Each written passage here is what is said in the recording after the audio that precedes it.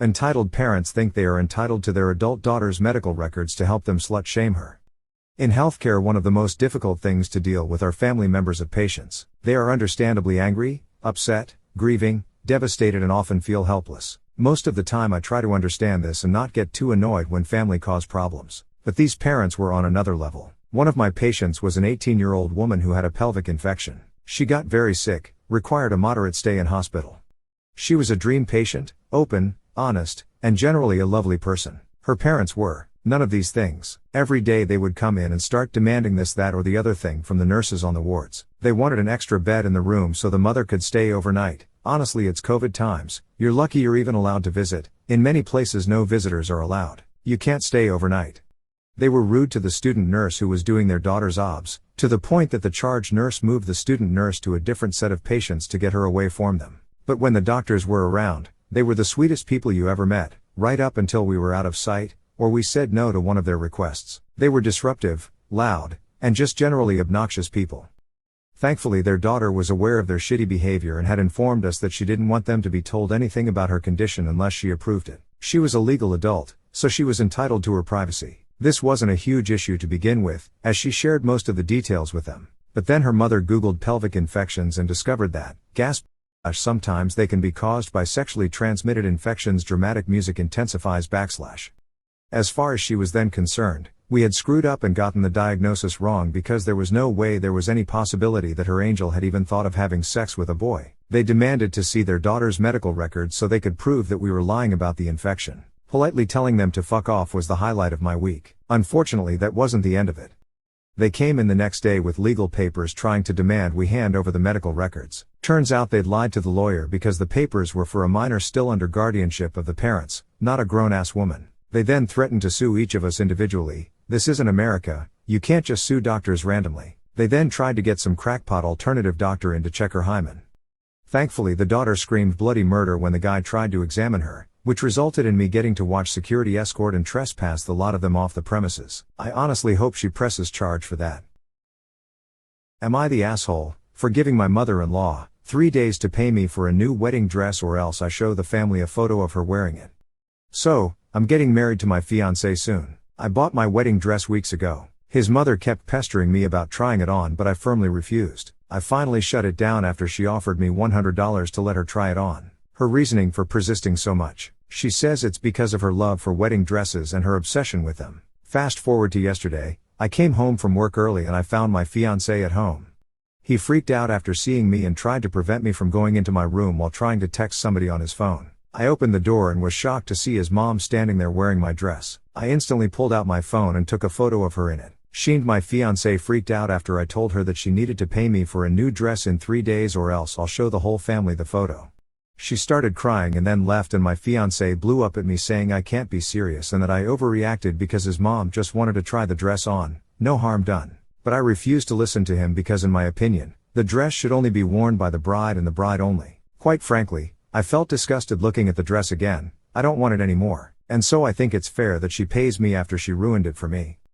He yelled at me and told me to wake up and stop treating his mom like that, as if she was an enemy. We had a fight after he failed to get me to back down, and he's been staying with his mom since then. I felt awful, but I spent $3,000 on this dress and worked hard. 2. Get it? I can't stand looking at it, but people in my family think I'm escalating things and risking my relationship with not only my mother-in-law but my fiancé as well. Later, my fiancé called and offered to pay for the dress himself so we can end the conflict, but he wants me to hand him my phone so he can delete the photo himself, swear that I don't have any copies to use against his mom later, apologize to his mom, and lastly, he asked that I quit his family group chat and log out of Facebook for at least a month. I haven't responded yet. He called with this offer/conditions hours ago. I'm not sure if I'll agree because I don't want him to pay for it. I want his mom, the one who wore it, to pay for it. Not being vicious but trying to hold her accountable. I think my husband is sleeping with the babysitter. I'm still trying to process this in my mind while typing this out. Husband and I have been together for 6 years, married for 4. We have 2 children, a 2-year-old and 4-year-old. Both of us work full-time. I'm realtor and husband owns his own business. We've had a number of different nannies in the past. Sometimes our parents end up watching the kids. About 8 months ago my husband told me that one of his friend's daughter, we'll call her Ella 20F, was looking for a part-time job during college.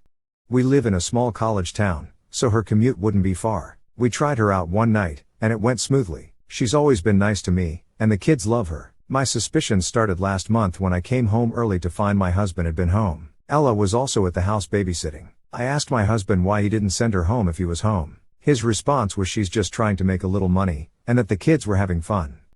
Then 2 weeks ago I drove by my husband's office on the way to a meeting, and her car was parked there. I asked my husband later about what Ella was doing at the office. He said that she probably stopped by to see her dad. Now when I come home Ella is always dressed up more with makeup done, and heels on. 2 days ago I found strands of blonde hair in the back seat of my husband's truck. I have blonde hair, but this was closer to Ella's shade. Also, I don't think my husband would do anything in the back seat since he's 6 feet 6 inches 240 pounds. Last night I found the opportunity to check my husband's phone while he was with the kids. I didn't find any romantic texts between them, but I could definitely tell that text messages had been deleted. If you read the conversation it didn't make sense, because it was obviously missing the middle part. I talked to my friend this morning, and she pointed out that my husband has a type, blonde women. Ella falls perfectly in that category. Should I confront him right now, or should I wait to find something more concrete? Update: Nanny is currently at the house right now. Tracked husband using Find My iPhone, and he's also headed home, 30-minute drive. They both think I'll be working until 7 p.m. today. I'm going to walk into the house 15 minutes after husband gets home unannounced. Not sure what the plan is if I catch them. I unfortunately don't have access to his phone logs, since his phone plan is through his business. We have cameras on the outside of the house. We have a baby monitor near the kid's bed. I'm not ready to fire her unless I get solid evidence of my husband cheating. I need to know if my husband is having any sort of romantic relationship with her first. Later, I wasn't able to get the concrete evidence I was looking for, but some more circumstantial evidence. Tracked husband through Find My iPhone. He stopped on his way home at the grocery store for 10 minutes. I decided to park and wait on a side street.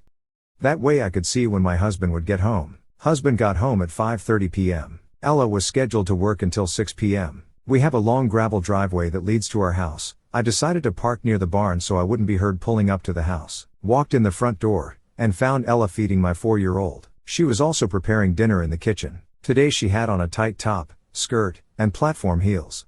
I asked if she knew where my husband was. She replied he was upstairs taking a shower. She then immediately went over to the living room to pick up her phone and send a text message to someone. Also in the living room were a fresh bouquet of flowers. I asked her about the flowers, and she said a guy she's been seeing gave them to her today. She said she didn't want to leave them in the car, so she brought them inside.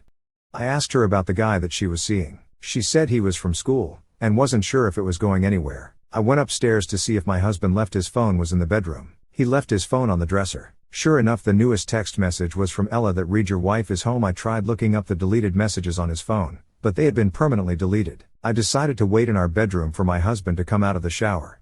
He comes out and is surprised to see me in the bedroom. Told him my 6:30 showing got cancelled. I tried to initiate sex to see how he would react. He said he didn't feel comfortable doing it while Ella was in the house. At this point Ella was upstairs in my younger son's room, which shares a wall with our room. Ella leaves the house at 6 p.m. with the flowers. After dinner my husband mentioned to me about buying Ella a new car for Christmas, and his reasoning was that her car was old and not safe for our kids to ride in.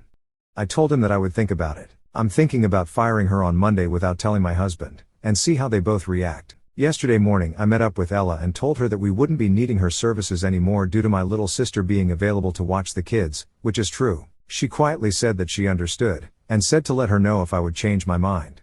Husband called me 5 minutes later sounding very upset about Ella being fired. I think Ella told him, but he claimed her dad told him that we fired her. I told him that was my final decision, and there was no changing it. He came home 20 minutes later and asked me why I didn't talk to him first about firing her. I told him about everything I've noticed between them from the texts. After 1 hour of arguing he finally agreed to not contact her anymore.